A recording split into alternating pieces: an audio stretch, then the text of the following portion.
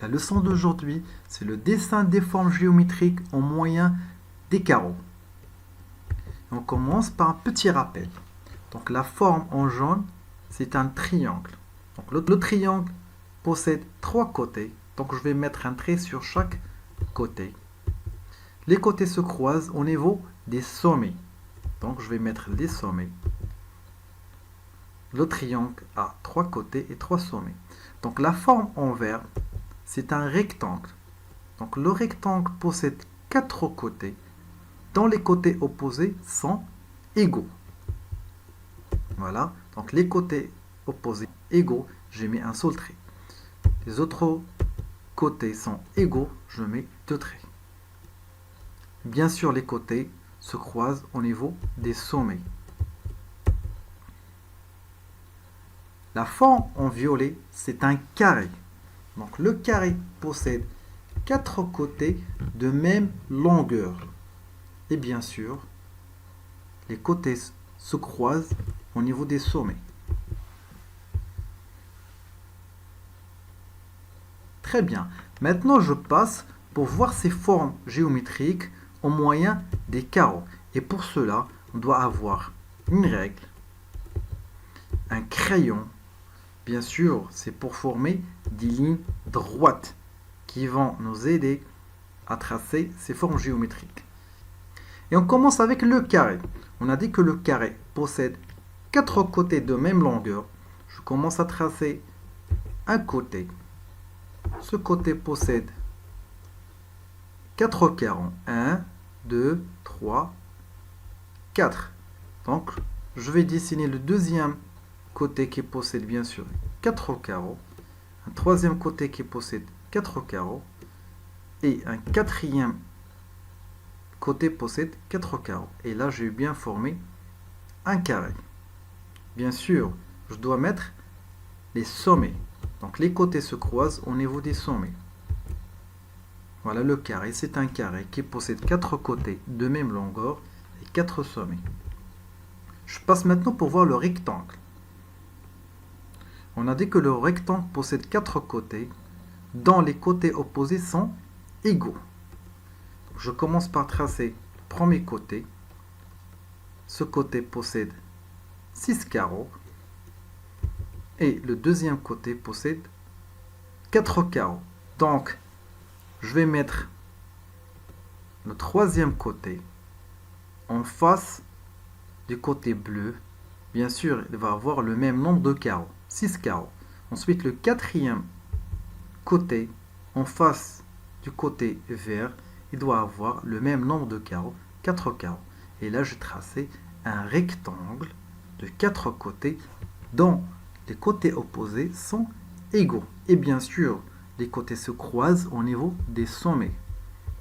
Le rectangle a 4 sommets et 4 côtés dont les côtés opposés sont égaux. Maintenant, je passe pour voir le triangle. Comme son nom l'indique, le triangle possède 3 côtés et 3 sommets.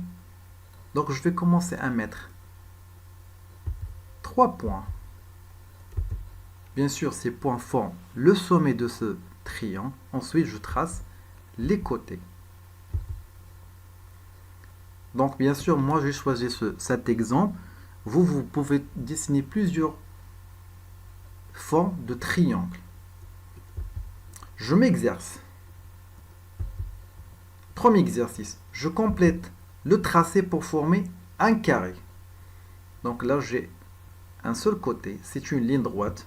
Je commence à compter les carreaux. 1, 2, 3, 4, 5, 6. Donc ce côté possède 6 carreaux. Donc je vais tracer 3 côtés qui possèdent 6 carreaux.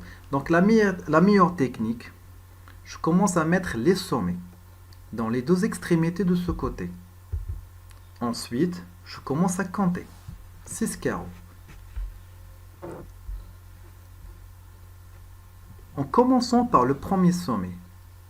1, 2, 3, 4, 5, 6 et je mets le sommet.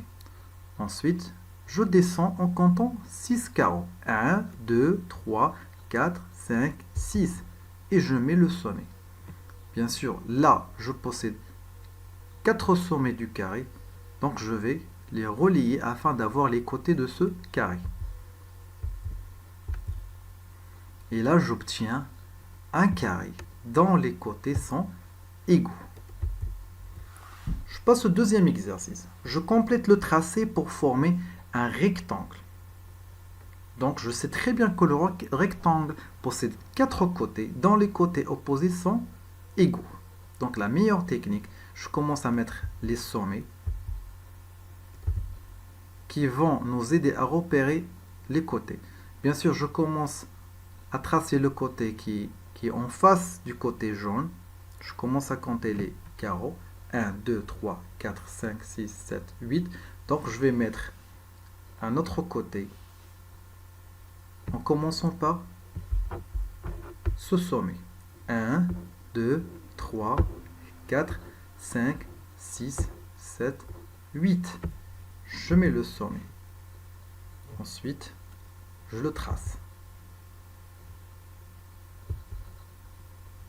Voilà. Et là, j'obtiens un rectangle dont les côtés opposés sont égaux. Je passe au troisième exercice. Je complète le tracé pour former un triangle.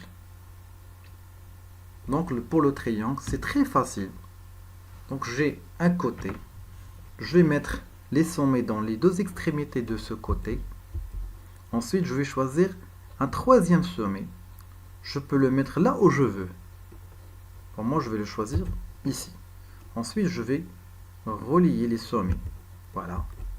Et là, j'obtiens un triangle. Donc, j'espère que vous avez bien retenu la leçon et à très bientôt.